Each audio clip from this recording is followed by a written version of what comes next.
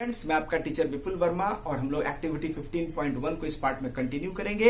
Activity 15.1 में हम लोगों ने क्या किया, हम लोगों ने एक एक्वेरियम डिजाइन किया।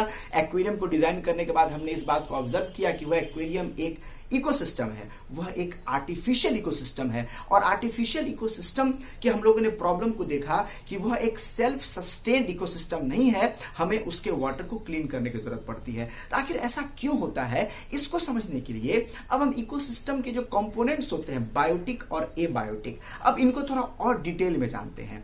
बायोटिक कंपोनेंट्स की जब हम बात करते हैं तो लिविंग ऑर्गेनिज्म आ जाता है। लिविंग ऑर्गेनिजम्स की हम जब बात करेंगे तो हमारे पास इन बायोटिक कंपोनेंट्स के लिए यहां पर तीन कैटेगरी है।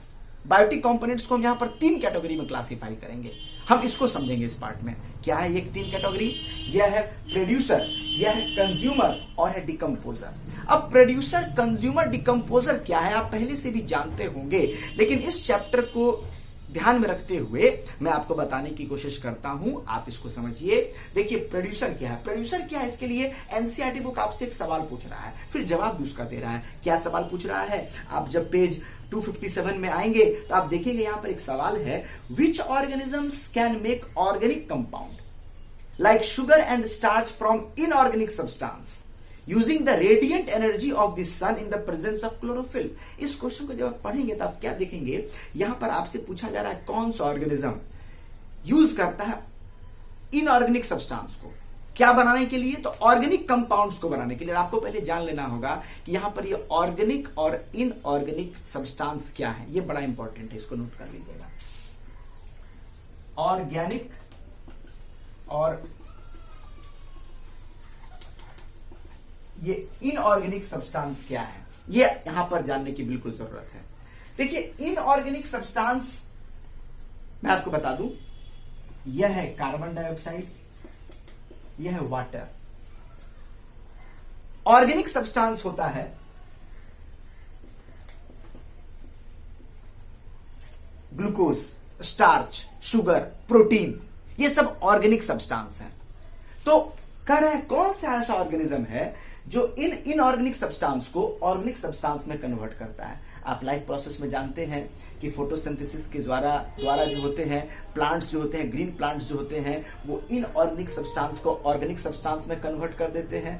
तो वो जो ऑर्गेनिज्म है, वो जो टाइप ऑफ ऑर्गेनिज्म है जो इनऑर्गेनिक सब्सटेंस को ऑर्गेनिक सब्सटेंस में कन्वर्ट करेंगे, वो हमारा जो बायोटिक कंपोनेंट्स का जो क्लास है, उस तरह के ऑर्गेनिज्म को हम लोग बोलेंगे प्रोड्यूसर। और उसमें क्या आ जाएगा, उसमें आ जाएगा आपको ग्रीन प्लांट्स और कुछ बैक्टीरिया। बस यहां पर इतनी बात आपको रखनी है। प्रोड्यूसर जानते हैं आप, प्रोड्यूसर एक ऐसा ऑर्गेनिज्म है जो कि इनऑर्गेनिक सब्सटेंस को ऑर्गेनिक सब्सटेंस में कन्वर्ट कर रहा है। रेडिएंट एनर्जी मतलब सन की बात हो रही है यहां पर, और ये किस रिएक्शन की बात हो रही है, तो फोटोसिंथेसिस की बात हो रही है। आप इस बात को समझ चुके होंगे, ठीक है। अब देखिए प्रोड्यूसर समझने के बाद हम लोग कंज्यूमर पर आते हैं, ठीक है। तो ये जो प्रोड्यूसर होता है ग्रीन प्लांट्स, इन ग्रीन प्लांट्स को कुछ ऑर्गेनिज्म कंज्यूम करते हैं, डायरेक्टली और इनडायरेक्टली। डायरेक्टली की जैसे मैं बात करता हूं, अब जैसे मैं हर्बीवोर्स की बात करता हूं, मैं कैटल्स की बात करता हूं, मैं गोट की बात करता हूं, काऊ की बात करता हूं, बफेलो की बात करता हूं, जितने भी ग्रेजिंग एनिमल्स हैं उनकी बात करता हूं। तो आप क्या देखेंगे, ये जो ग्रेजिंग एनिमल्स होते हैं ये ग्रास खाते हैं, प्लांट्स के लीफ को खाते हैं। तो उनको जो खाते हैं तो उनके अंदर जो स्टार्च और शुगर से जो उनका पूरा बॉडी बना हुआ है, प्लांट्स का जो पूरा बॉडी बना हुआ है, स्टार्च है, शुगर है, प्रोटीन है, उसको वो कंज्यूम करते हैं। तो उसमें आपको एनर्जी उस तरह से आती है। हम यहां पर बात कर रहे हैं कि बायोटिक कंपोनेंट्स जो होते हैं वो क्या क्या है। कंज्यूमर किसको बोलते हैं, प्रोड्यूसर किसको बोलते हैं, और तीसरा डिकम्पोजर किसको बोलते हैं, जो कि इकोसिस्टम के बायोटिक कंपोनेंट्स में आते हैं। तो प्रोड्यूसर हम लोगों ने देख लिया जो इनऑर्गेनिक ऑर्गेनिक में कन्वर्ट करता है। कंज्यूमर देख रहे हैं जो ऑर्गेनिक पे डिपेंड करता है। ऑर्गेनिक सब्सटेंस कौन प्रोड्यूस कर रहा है, तो ऑर्गेनिक सब्सटेंस प्रोड्यूस कर रहा है ग्रीन प्लांट्स। तो ग्रीन प्लांट्स पर डिपेंड करता है। तो हर्बीवोर वो क्लास ऑफ ऑर्गेनिज्म होते हैं जो हर्बीवोर पर डिपेंड करते हैं। कार्निवोर भी ऑर्गेनिज्म है, ये भी ऑर्गेनिज्म है। ये ऑर्गेनिज्म जैसे क्या हो गया आपको, लायन हो गया, टाइगर हो गया, उल्फ हो गया, ये क्या करता है, हर्बीवोर्स पर डिपेंड करता है, ये इस पर डिपेंड करता है। मतलब डायरेक्टली वो ग्रीन प्लांट से अपना फूड ले रहा है, वो डायरेक्टली ग्रीन प्लांट्स के साथ इंटरैक्ट कर रहा है, ग्रीन प्लांट्स सन के साथ इंटरैक्ट कर रहा है, लाइट के साथ इंटरैक्ट कर रहा है, वाटर के साथ इंटरैक्ट कर रहा है, कार्बन डाइऑक्साइड के साथ इंटरैक्ट कर रहा है। मतलब एक कंटिन्यूअस इंटरैक्शन का चेन चला रहा है, जो कि ग्रीन प्रोड्यूसर इनऑर्गेनिक सब्सटेंसेस के साथ में इंटरैक्ट कर रहे हैं। उसके बाद ये जो हर्बीवोर है वो प्रोड्यूसर के साथ इंटरैक्ट कर रहा है, और कार्निवोर जो है वो हर्बीवोर्स के साथ इंटरैक्ट कर रहा है। कुछ ऐसे ऑर्गेनिज्म होते हैं जो कार्निवोर भी होते हैं और हर्बीवोर भी होते हैं, मतलब वो डायरेक्ट प्लांट्स की भी चीजों को कंज्यूम कर सकते हैं और एनिमल चीजों को भी कंज्यूम करते हैं, तो उनको हम लोग ओमनीवोर बोलते हैं। उनको क्या बोलते हैं? ओमनीवोर बोलते हैं। आप जानते हैं, आपने लाइफ प्रोसेस में इसको पढ़ा है, बस मैं इसको आप रिकॉल करा रहा हूं, रिपीट कर रहा हूं, ताकि आप इन बातों को फिर से समझ सके।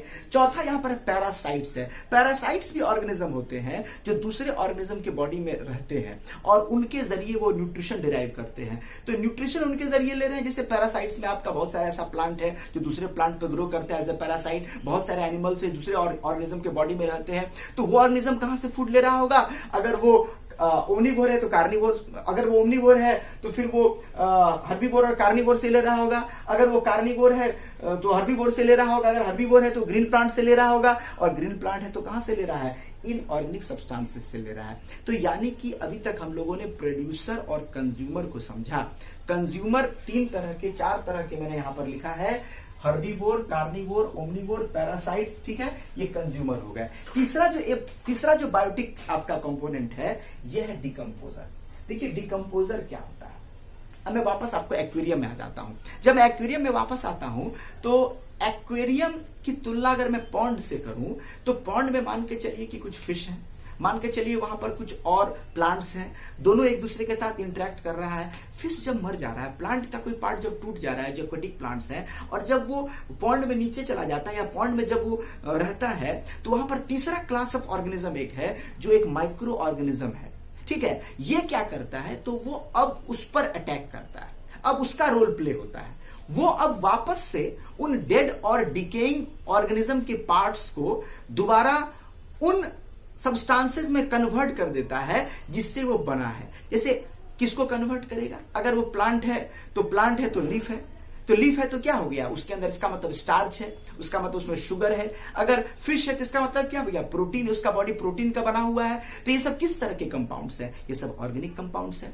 ऑर्गेनिक कंपाउंड्स कॉम्प्लेक्स होते हैं, यानी कि अब जो डिकम्पोजर है उसके पास क्या रोल है कि वह इन प्लांट्स यानी इन प्रोड्यूसर और कंज्यूमर फिश, प्रोड्यूसर यहां पर प्लांट, तो प्रोड्यूसर और कंज्यूमर के बॉडी में जो कॉम्प्लेक्स ऑर्गेनिक सब्सटेंसेस हैं उनको वापस ब्रेक डाउन करेगा और ब्रेक डाउन करके दोबारा उन्हीं इनऑर्गेनिक सब्सटेंसेस में उसको स्प्लिट कर देगा जिससे वो बना हुआ है। मैं जरा किताब में देखता हूं, उसको बड़ा अच्छा से किताब में यहां पर समझाया। देखिए कह रहा है कि imagine the situation where you do not clean the aquarium and some fish and plants have died. Have you ever thought what happens when an organism dies?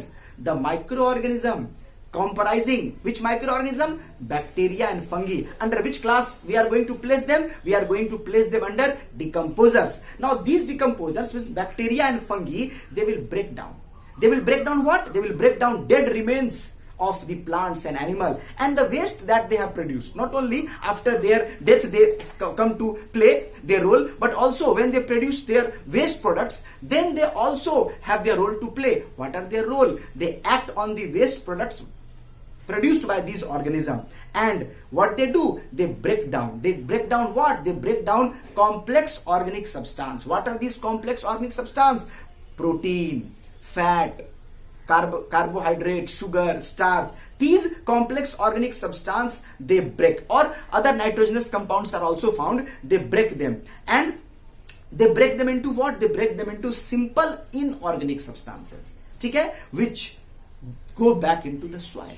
Means again they go back into the nature, in the environment, in the ecosystem, and hence again the producers can use them to make the complex organic substance, and the cycle will go on. This cycle we know, the balance in nature takes place in this way. So this process is also known as natural replenishment. Naturally, the things which have been used in the ecosystem by the components of the ecosystem, biotic components of the ecosystem, decomposer does what? It does the natural replenishment of these compounds back into the circle, back into the system. So this is the role of decomposer. Decomposer का role यहां पर आता है, यह एक biotic component का एक factor है।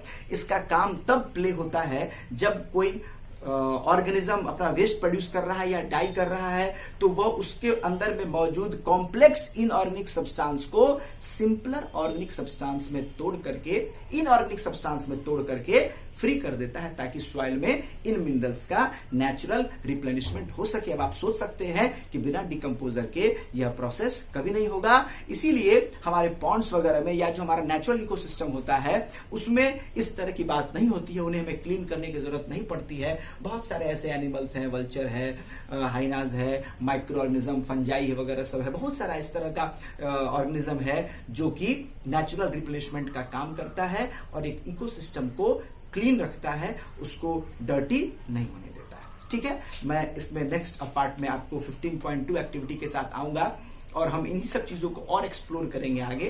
तब तक आप इस वीडियोस को फिर से देख सकते हैं और लाइक, वॉच एंड सब्सक्राइब कर सकते हैं।